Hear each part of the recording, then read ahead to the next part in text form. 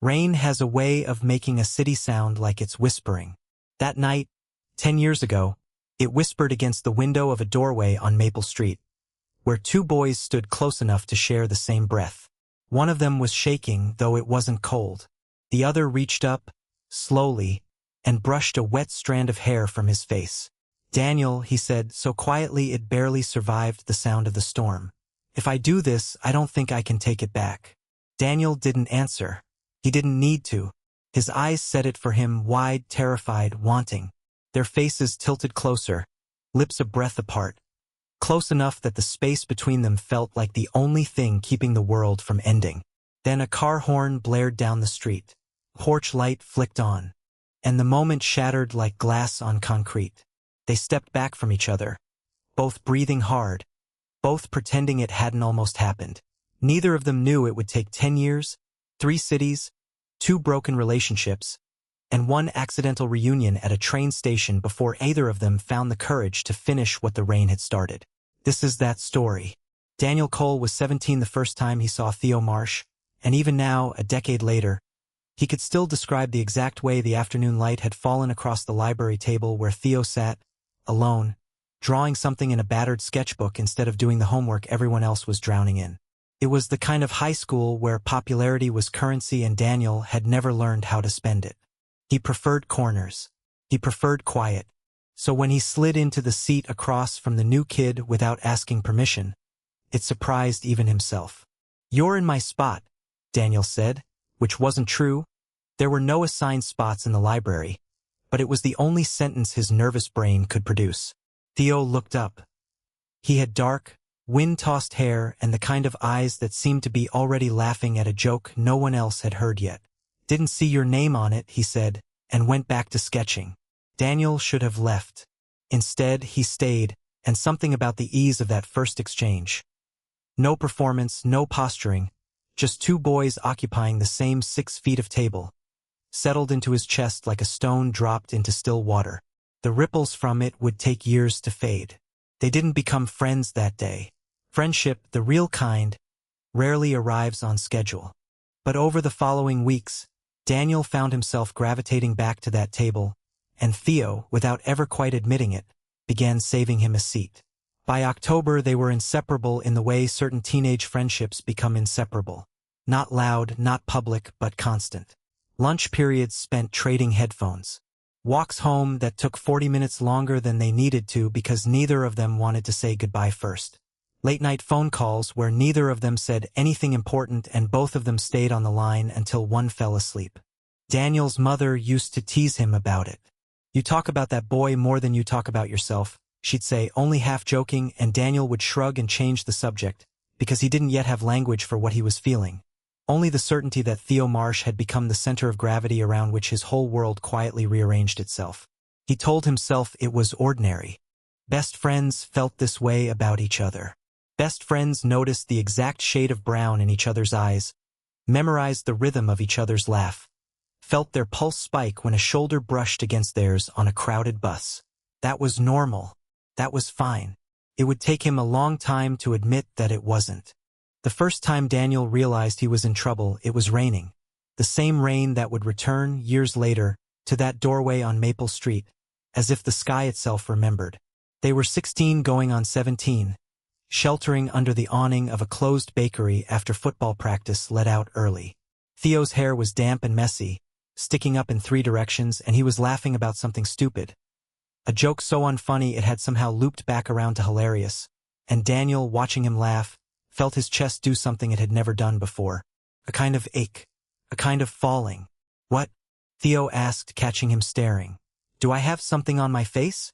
"No," Daniel said too quickly. "You're just—" He stopped himself before the sentence could finish. Beautiful had almost escaped. He swallowed it whole. "You're just weird," he said instead. And Theo shoved his shoulder, grinning, unaware that he'd just witnessed the exact moment his best friend's heart quietly rearranged its loyalties. That night, alone in his room, Daniel lay staring at the ceiling and turned the thought over and over like a stone he couldn't put down. "I like him, not like a friend." Like that, the word felt dangerous even in his own head. He was 17 in a small town where the word gay was still mostly used as an insult flung across locker rooms, and admitting it, even silently, even only to himself, felt like stepping off a ledge with no idea what waited below. He didn't tell Theo. He didn't tell anyone. Instead, he built a careful architecture of denial, brick by brick, convincing himself that if he simply didn't say it out loud, it wouldn't have to be true. But feelings, unlike confessions, don't wait for permission. Over the following months, Daniel noticed things about Theo that he had no right noticing so closely. The way he chewed the end of his pencil when he was thinking. The small, private smile he wore when he thought no one was watching him draw. The way his voice dropped half an octave when he was being sincere instead of funny, which was rare enough that Daniel had learned to treasure it. And sometimes, not always, but sometimes, Daniel caught Theo watching him back with an expression he couldn't quite name. Something searching, something careful, as if Theo, too, was standing at the edge of the same ledge, working up the nerve to look down. Neither of them jumped. Not yet. Senior year arrived the way storms do, slowly, then all at once. College applications, part-time jobs, the looming sense that the small, safe world they'd built together was about to be scattered across 100 different zip codes. It made everything feel more urgent, more fragile, more honest. It was late April when Theo showed up at Daniel's door, soaked from a downpour he hadn't bothered outrunning, holding a folder of college acceptance letters he hadn't opened yet. I couldn't do it alone, he admitted, water dripping from his jaw. I needed you here when I found out. They sat on Daniel's porch steps under the narrow overhang, shoulders pressed together against the cold, and opened the letters one by one. Some rejections. One acceptance to a school 4 hours away. When Theo read that last one aloud, his voice cracked in a way that had nothing to do with disappointment and everything to do with fear. The fear of distance, of drifting, of losing the one person who'd made high school survivable. We'll figure it out, Daniel said, and without entirely meaning to, he reached over and laced his fingers through Theo's. It wasn't the first time they'd touched. Years of shoulder bumps and hugs had worn that barrier thin, but it was the first time it felt like this. Deliberate, charged. Neither of them let go. They sat like that for a long time, rain drumming against the porch roof, hands intertwined, neither one brave enough to look at the other and neither one willing to be the first to pull away. Daniel, Theo said eventually, his voice barely above the sound of the storm. Can I tell you something insane? Always. I think about you more than I think about anything else. Colleges, the future, all of it. And every version of it I imagine has you in it, and I don't know what that means, but I'm scared it means something. The world seemed to hold its breath. Daniel turned to look at him, and found Theo already looking back, eyes bright and terrified and open in a way Daniel had never seen before. Slowly, as if moving too fast might break the spell, they leaned toward each other. Rain blurred the streetlights into halos, their faces tilted, lips a breath apart, hearts hammering loud enough to drown out the storm. If I do this, Theo whispered, I don't think I can take it back. Daniel didn't answer. He didn't need to. Then a car door slammed somewhere down the street. A dog barked.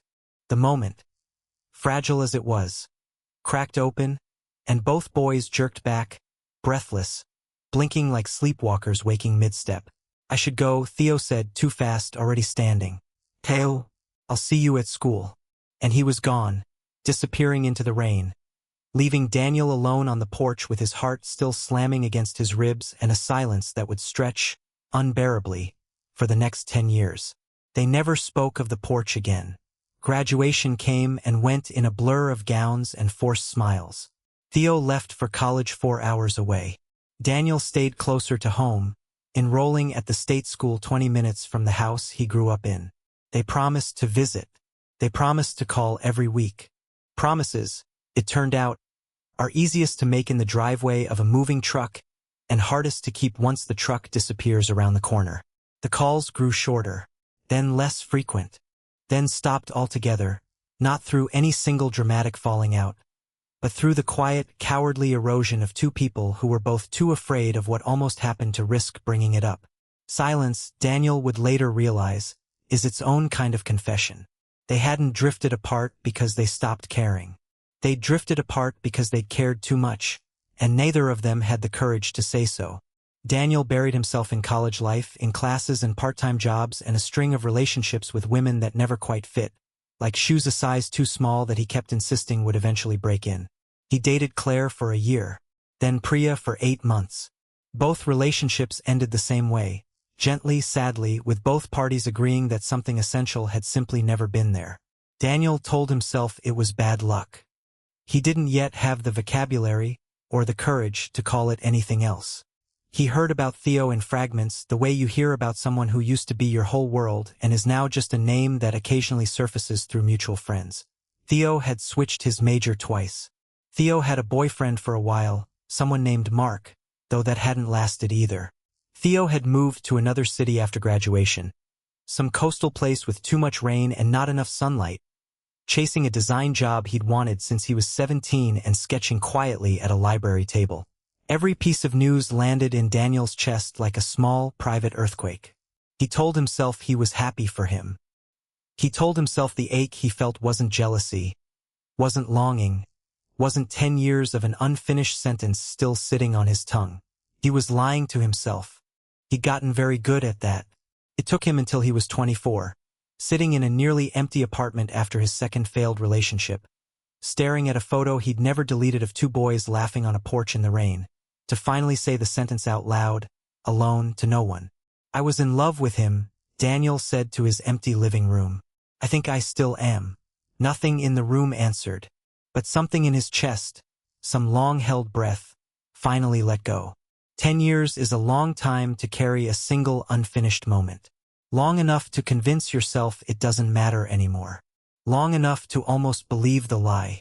Daniel was 27, waiting on a rain-slicked platform for a delayed train, when he heard his name spoken in a voice he hadn't heard in a decade. A voice that had aged, deepened slightly, but was unmistakably, achingly familiar. "Daniel?" He turned, and time did something strange and vertiginous, folding in on itself. Theo stood 10 feet away under the station's amber lights, hair a little shorter, jaw a little sharper, but the eyes were exactly the same, still holding that private joke no one else was in on. He was carrying a garment bag over one shoulder, clearly on his way to or from something formal, and for a long moment neither of them moved, as if approaching too quickly might scare the other away like something wild. "Theo," Daniel managed, and his voice came out rougher than he intended, cracked open by 10 years of things he'd never said. "You look." Theo trailed off, shaking his head slightly, a disbelieving smile pulling at his mouth. "God, you look exactly the same. Older, obviously, but same." "You remembered my name," Daniel said, and immediately felt foolish for saying it, for letting the sentence carry the full, embarrassing weight of what it actually meant to him. That after 10 years, after silence, after 2 lifetimes lived apart, Theo had looked across a crowded platform and known him instantly. Theo's smile faltered into something softer, more serious. "Daniel," he said quietly, "I never forgot a single thing about you. Not your name. Not anything." The station noise seemed to fade. The announcements, the wheeled suitcases, the hiss of an arriving train 2 platforms over, narrowing down to just the 6 feet of space between them, the same charged distance that had once existed on a rain-soaked porch. Daniel felt his heart slam against his ribs the exact same way it had at 17, as if no time had passed at all, as if the intervening decade had just been a long-held breath. "I have 30 minutes before my train," Daniel said. "Can I buy you a coffee? There's a lot I never said to you." Theo looked at him for a long moment, something vulnerable and hopeful flickering behind his eyes. "I've been waiting 10 years for you to say it," he said. "I think I can wait 30 more minutes to hear it properly." They found a small cafe tucked into the corner of the station, the kind of place with mismatched chairs and a barista who didn't look up from her book. They sat across from each other in a booth by the window, rain streaking the glass beside them. Of course it was raining, Daniel thought. It always seemed to be raining when the truth was trying to find its way out of him. "So," Theo said, wrapping both hands around a paper cup he hadn't touched. 10 years. Where do we even start?" "The porch," Daniel said, before he could lose his nerve. "I think we have to start at the porch." Something crossed Theo's face. Surprise, maybe, that Daniel had gone straight for it instead of circling it politely for another decade. "Okay," he said slowly. "The The porch. I've replayed that night more times than I can count, Daniel admitted, his voice low, steady despite the way his hands had begun to tremble slightly against the table. For years I told myself it was nothing. A weird, charged moment between two scared kids. But it wasn't nothing, Theo. It was the realest thing I'd ever felt. And I let a car door slamming somewhere down the street convince me it hadn't happened. Theo's jaw tightened, his eyes glistening in the dim cafe light. I ran, he said quietly. That night, I told myself I was giving you space, but the truth is I was terrified. Of what it meant. Of what my dad would say. Of losing you if I got it wrong. So I ran, and then I kept running for 10 years, and I told myself that was easier than finding out you didn't feel the same way I did. I did, Daniel said immediately, the words tumbling out before caution could stop them. I do. Theo, I have spent 10 years dating people who were never you, trying to convince myself that the porch was just a fluke, a weird almost thing between two confused teenagers. But it wasn't. It was the truest moment of my life, and I've spent a decade running from the fact that no one since has ever made me feel the way you did with just your hand in mine. The cafe seemed to hold its breath around them. Theo reached across the table slowly, the same deliberate slowness from that rainy porch a decade ago, and covered Daniel's hand with his own. His fingers were warm, slightly trembling, achingly familiar. I'm not 17 anymore, Theo said, his voice thick with emotion. I'm not scared of a car door interrupting us this time. But I need to know, is this real? Are we really doing this 10 years late? I don't think it's late, Daniel said, turning his hand over to properly hold Theo's, threading their fingers together the way they had on that porch step, except this time neither of them was hiding. Neither of them was pretending it meant nothing. I think it's exactly on time. I think some things take exactly as long as they need to. But love, even 10 years in the making, is rarely a straight line to happiness. And what happened over the following weeks nearly convinced them both that they'd been given a second chance only to lose it a second time. They exchanged numbers at the station, promising to see each other again properly, away from the noise of departing trains. Daniel missed his train entirely, choosing instead to spend the evening walking the rain-quiet streets with Theo, trading 10 years of stories neither of them had told anyone else. It felt, Daniel thought, like coming home to a house he hadn't realized he'd been homesick for.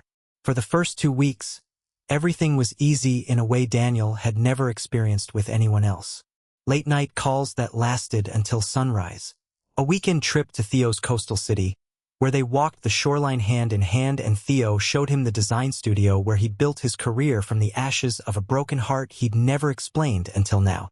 Daniel told him everything, about the empty apartment, about Claire and Priya, about the night he'd finally said the truth out loud to his empty living room. Then, on the 3rd week, everything nearly fell apart. Theo had gone quiet for 2 days. No calls, no texts, an uncharacteristic silence that dragged Daniel straight back into old, familiar fears.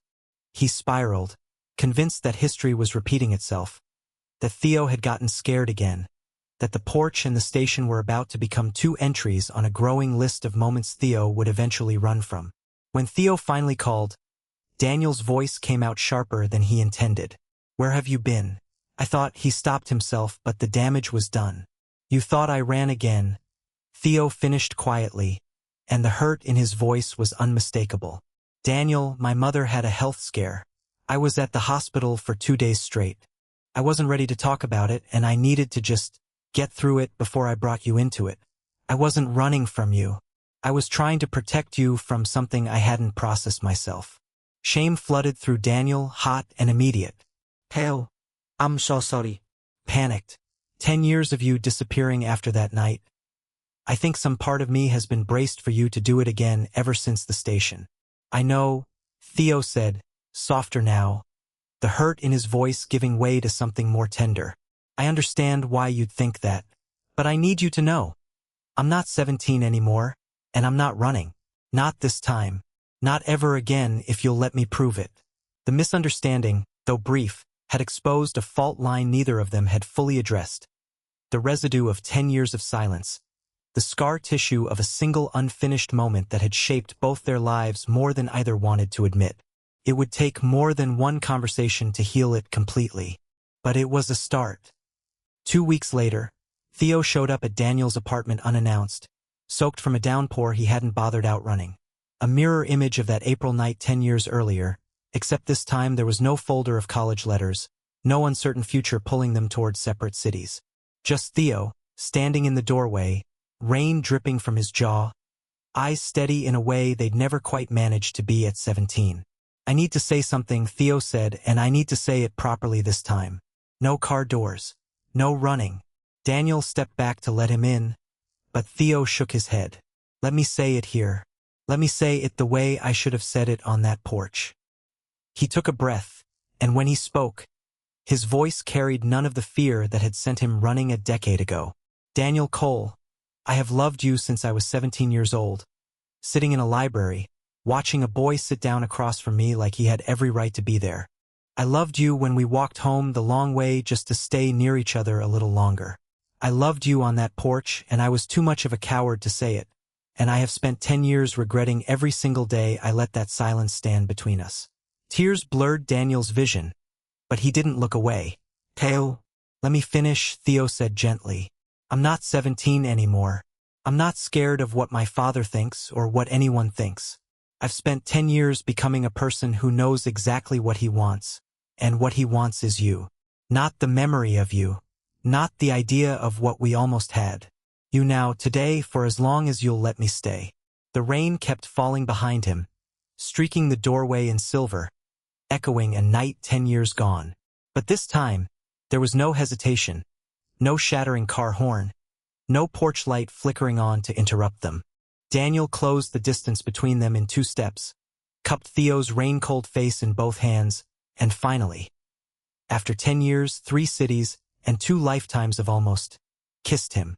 It wasn't rushed. It wasn't uncertain. It was the culmination of a decade of unspoken longing, of every almost moment finally allowed to become real. When they finally broke apart, both breathless, both crying and laughing at the same time, Theo rested his forehead against Daniel's and let out a shaky, disbelieving laugh. 10 years, he whispered. "I almost let 10 years turn into forever."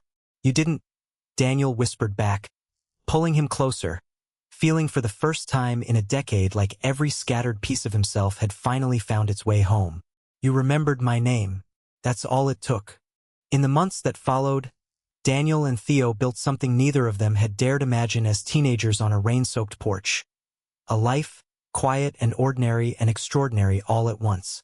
Daniel eventually moved to the coastal city, trading his old apartment for a small place 2 blocks from Theo's studio, close enough that neither of them ever had to wonder, again, what it felt like to walk the long way home just to stay near each other a little longer. They didn't rush the rest. They took walks along the shoreline in comfortable silence. They cooked terrible dinners together and laughed about it. They told each other everything they'd been too afraid to say for a decade.